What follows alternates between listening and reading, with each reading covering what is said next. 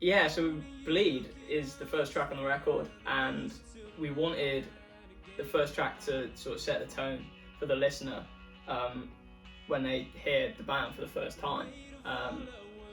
It sort of starts off this really dark and brooding intro, and we then contrast with that with, you know, this like massive crashing in when the whole band comes in that second verse.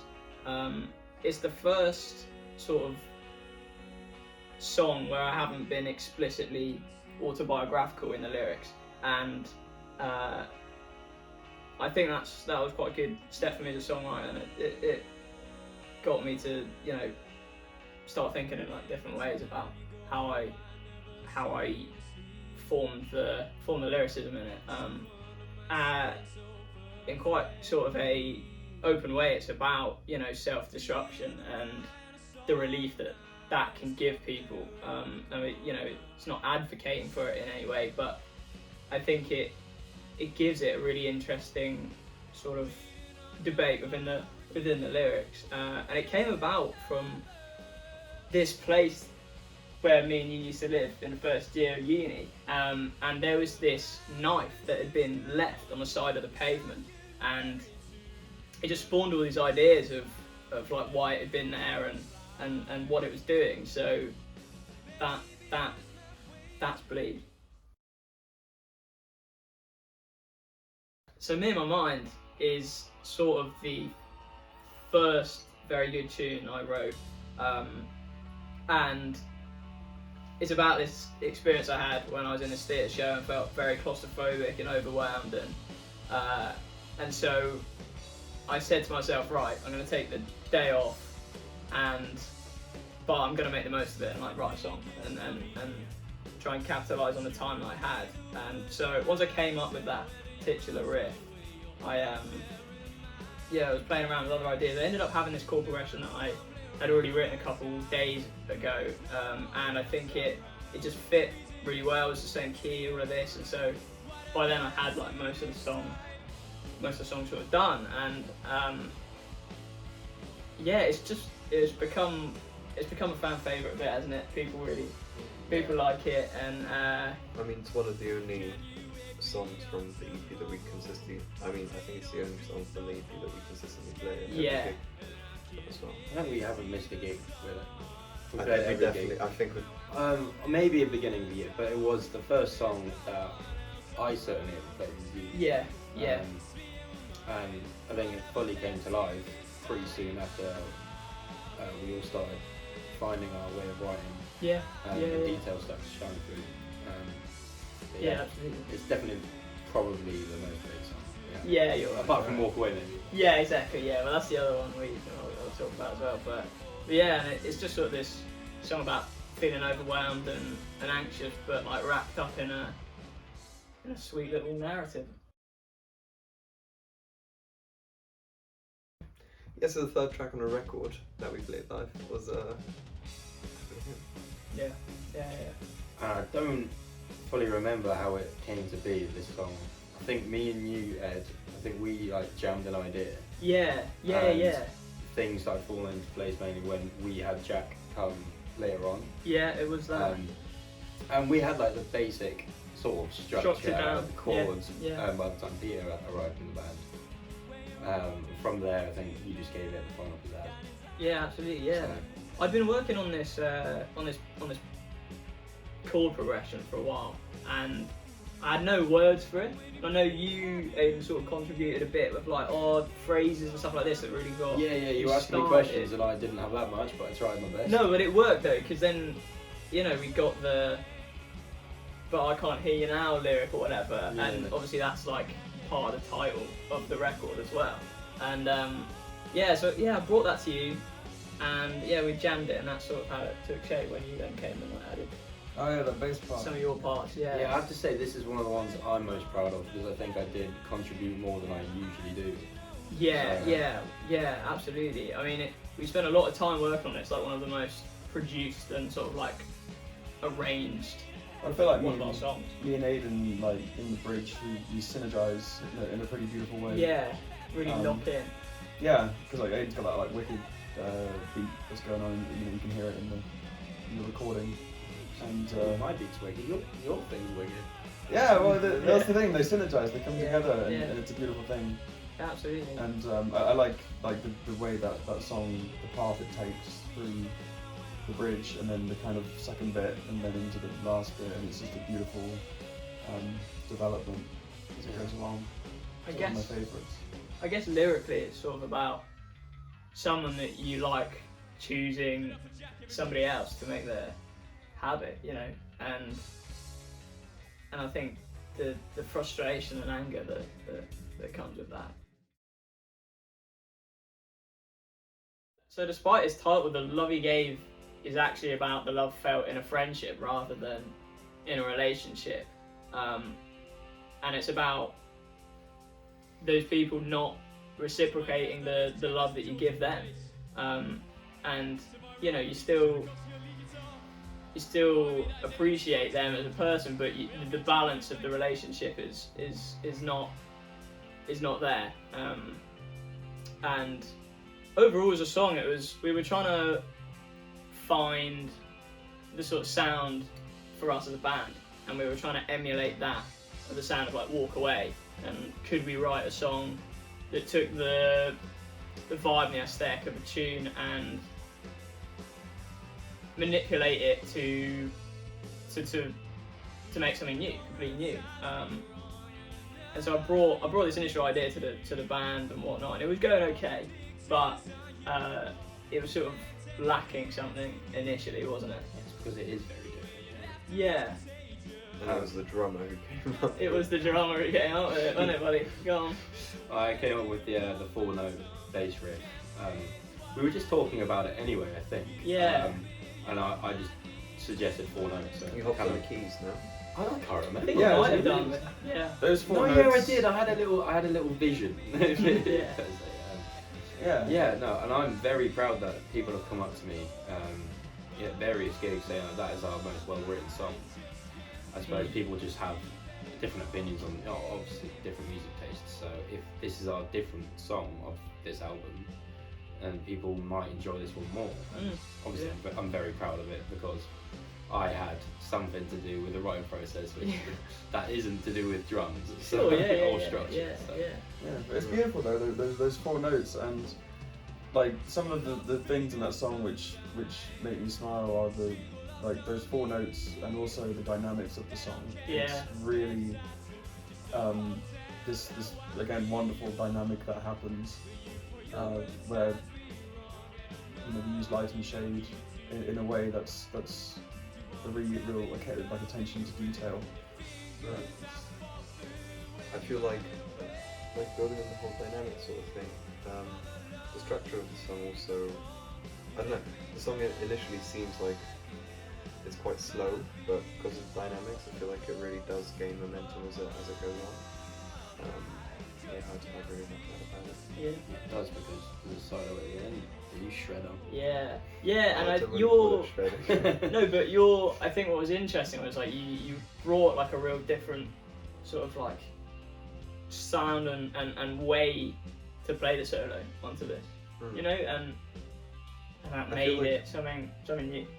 What I really like about that whole section of the song though is that you guys really gave me the space to sort of write out a structure for the solo as well. So it's like it does have like quite a clear progression that just does lead to the end of the song, which I don't know. It's lovely how it slows down just before and speeds back up. Yeah. That as well. It's a real climax, isn't it? Yeah. So, It's like leading you to it.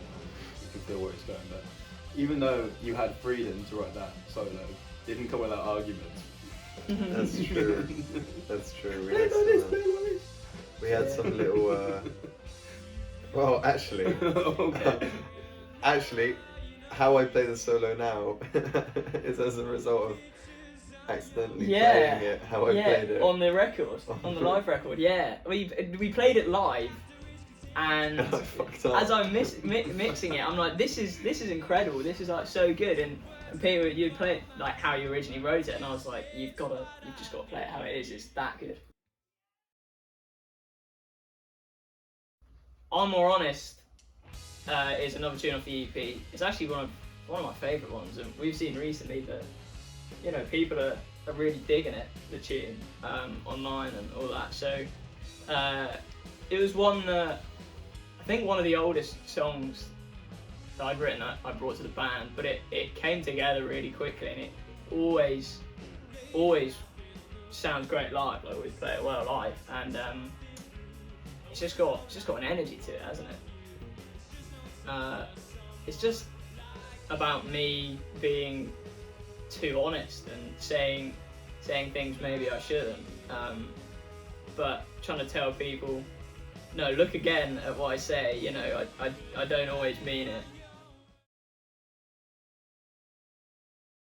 So Out Tonight was, I think, the first song we wrote together as a band, wasn't it? Like the proper first song we wrote. I definitely have recollection of being in the studio writing it with you guys, and then I that little lead part. That little lead part that I wrote. I remember that was the first thing that I played in a jam with you guys, and you guys were like, yeah, do that. Yeah. She just joined at the time, hadn't you? Yeah, we had it already a little bit before you joined the band. As soon as you started putting your own parts on it, it came to life. Yeah. Well, I remember thinking like back at the time, like when having Peter, it was like that was the final part, like element that we were missing, just that top bit to give it a bit of something else. But yeah, I think it just, you can really tell it's got everyone's like individual sort of like style and inspiration on the track. You know, it was like a real synergy of that all. It's our only song with an odd time signature. Yeah. That took a lot of arguing to get. Yeah, it did. Yeah. That's my favourite part. Battles were fought and won. But that was good. I think it was good to get that. But like lyrically, it's I sort of see it as like a part 2 to the first song I ever wrote in my first band, actually, a song called She's a Drug. And it was I see this though as like the experiences you have when you're like going to your first house party or something like that, you know, your first proper party when you're like 15 or something like that, and the sort of experiences you have and the overall like naivety of a lot of those situations. But this song is, as I say, like a part 2.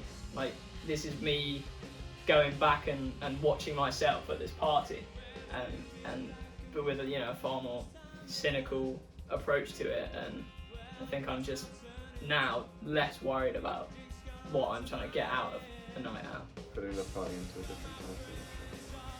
So it's more of a continuation of the lyrical idea, a lyrical meaning. Yeah, and like more so than the actual music. Oh, absolutely, yeah. The lyrics and the feeling and the what it's about, the ideas. Someone Right Now is the most personal I've been in my lyrics, sort of quite explicitly, and about how I felt about stuff in the past, and it's quite a self-loathing song overall. It's about that sort of struggle with mental health, and however I think it still manages to attain to some sort of positiveness or like hopefulness, in the chorus. And I think it's quite a good song to have on the album because it's very well put together. I think it's also easy to grasp. The dynamics go up at the chorus, coming down to the verse, nice simple bridge after the same chorus. It's very streamlined, as I like to say for songs. And it just fits very well, I think.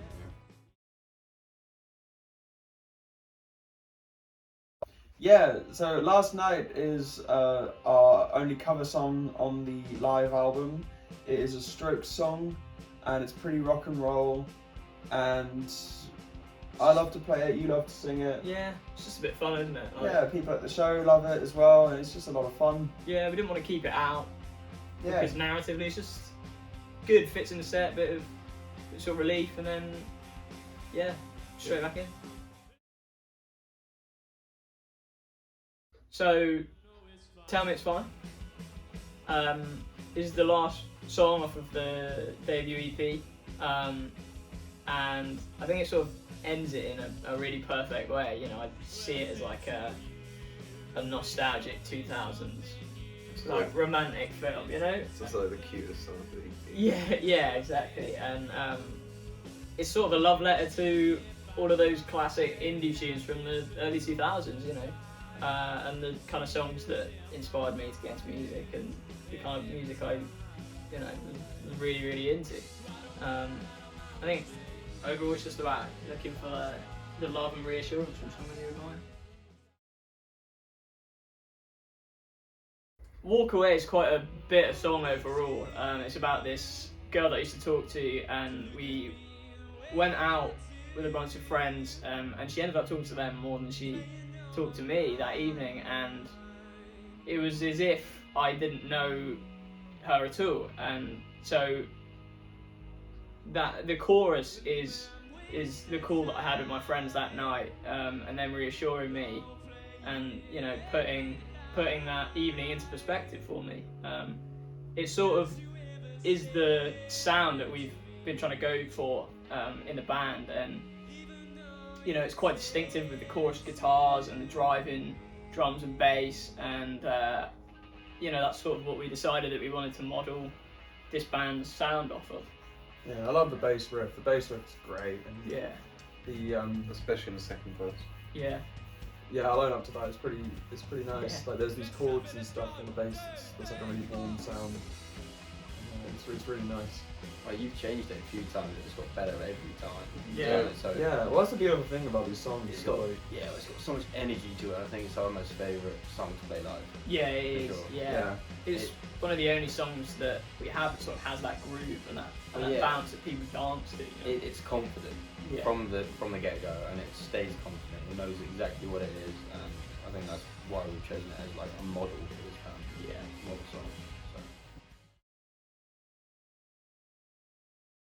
So last song on the album, Out of Place. Yeah, it's quite a sad song overall. You know, I wrote it at about like 4 a.m. The first year that I moved to uni, and it's sort of about feeling betrayed and let down by people who you thought were your, you know, close friends. And it's about us. I think it's not. It's alright. I think everybody can like relate to that in a lot of ways, and sort of like navigating that kind of time and those kind of situations in your life. You know, there's something to be said about like those visceral emotions that you have. You've got to capture them in the song because you write in such a different way, and it really generates something that you can't get unless you're feeling that way. So that was certainly a song that I felt was helped by that sort of process. And you know, it's lost in the set, and it's kind of it's a bit of an epic, I'd say. You know, like, and it ends the record in a really great way.